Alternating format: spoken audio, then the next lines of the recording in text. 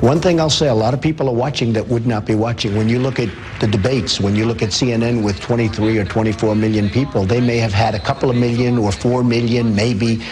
You look at Fox with 24 plus million people. So I think I'm doing a great service. Donald Trump talking to ABC's George Stephanopoulos on the impact the Trump presidential campaign has had on a couple of cable networks. Now, the billionaire candidate took it one step further when talking with the New York Times, saying that if he were to drop out of the race early, there would be a, quote, major collapse in the GOP race for president. Also telling the New York Times that various television outlets would face a depression.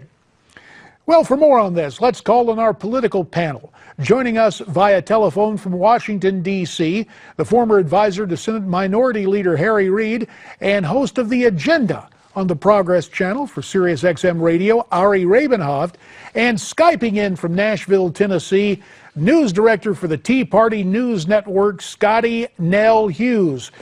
Scottie Nell, ladies first, your take on what Trump had to say. Whether or not you like Donald Trump, you have to admit he's right at this point. We all know we would still be snoozing if this was just any other presidential campaign. But between him and now it looks like Bernie Sanders, it's definitely keeping things alive and hopping. Here's the problem. If Donald Trump did drop out, they're right. The GOP would have a major issue, especially when you're looking at Bernie Sanders drawing in crowds that rival is actually top any Democrat candidate in the past and even Republican candidates past. So he was right on the money, whether you like him or not. He draws in the numbers, and that's something that the GOP has not seen ever. So, Ari, it appears that Donald is a mixture of showmanship and civics, saying he's bringing a lot of people in who wouldn't normally be watching. Does he have a point about civic virtue and civic involvement? I don't know. Look, I don't know if he's bringing a lot of people in who wouldn't be watching or people who maybe are in earlier than they would be otherwise. Look, I actually don't think he'd have that negative effect on the GOP field were he to drop out at this point. I think, frankly, I think he's had his bump, he's had his rise, and he's had his interest, and he's kept interest going. And I don't think it would make that, if he left, his supporters would be disappointed, but I don't think it would make that much of a difference. Well, Ari, you're talking about the Trump campaign as if it's the past tense, but it's very much alive, and the polling looks great. We've referred in this program to the NBC News Wall Street Journal Marist poll. What is really interesting is the mythical matchup in Iowa between Hillary and the Donald. And Trump prevails right now by 7 points. Despite some changes in the Republican polling, the margin growing shorter.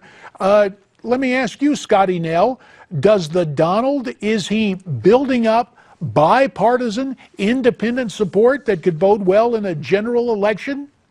Oh, definitely. But I think that's why Ari's putting him down like he is because the Democrats are actually starting to get afraid. They're seeing this not just being a phase. They're seeing that the establishment Republicans cannot take Mr. Trump out. So they're going, oh, my goodness, we might actually have to compete with him. And who are we competing with? We've got an ultimate socialist named Bernie Sanders who's pretending like he's not one of them, but he's as much establishment Democrat as you can get. You got Hillary pantsuit wearing Clinton, who tried to make herself be light and airy on SNL, but did just as bad of a job as she did reading the cue cards that they were showing her. And you've got Joe Biden out there, who we know is just a gaffe away every time the camera comes on. So the Democrats are actually starting to sweat right now, going, we might have to face the same celebrity appeal that we made Barack Obama get elected on. It's now going to Donald Trump. And I think they're actually starting to get a little worried, JD. Now Ari, you heard Scottie in effusive fashion just really take everybody on the Democrat side and say something unflattering. But earlier, Scottie had something good to say about Bernie Sanders in terms of that huge crowd he had over the weekend in Boston, eclipsing even the crowds that Barack Obama had. Ari, are you with Bernie Sanders in this race, or what's going on with you? Do you think Sanders could pull this thing off?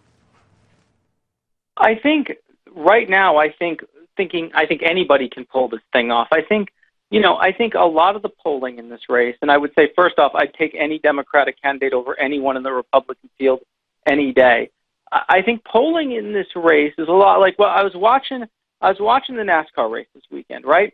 and they were in there. They're in the chase for the Nextel Cup, the chase for the Sprint Cup, and you're in this round where you got to be in the top 12 in points to advance, right?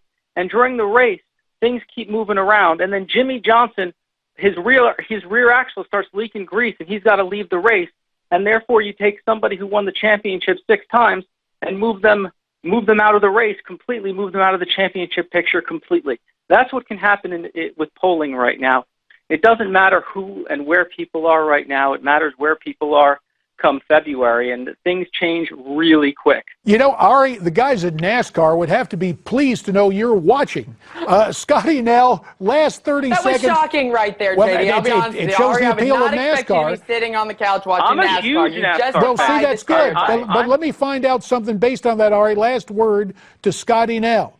Does Trump have that crossover ability to pull in the progressive NASCAR fans? 20 seconds. Absolutely, and I think that's what the scary part is. Whether or not you know what he's talking about, which we can agree on, Ari, that we have low-informed voters in America. They know the name of Trump that's been branded into him, and this is probably one of the main reasons why he's doing so well in the polls. We will have to leave it there. Scottie Nell Hughes from Nashville, Ari Rabin-Havt from Washington. Folks, you have our thanks. Now, this programming reminder, tomorrow evening at 7, Dr. Ben Carson sits down with our own Steve Malzberg for a one-on-one interview. Can the good doctor surpass Donald Trump? You'll hear it in his own words tomorrow night at 7 p.m. And where do you stand in this race? Who do you want to see win the Republican nomination? Log on, go to newsmaxpolls.com, and let us know. We're coming back.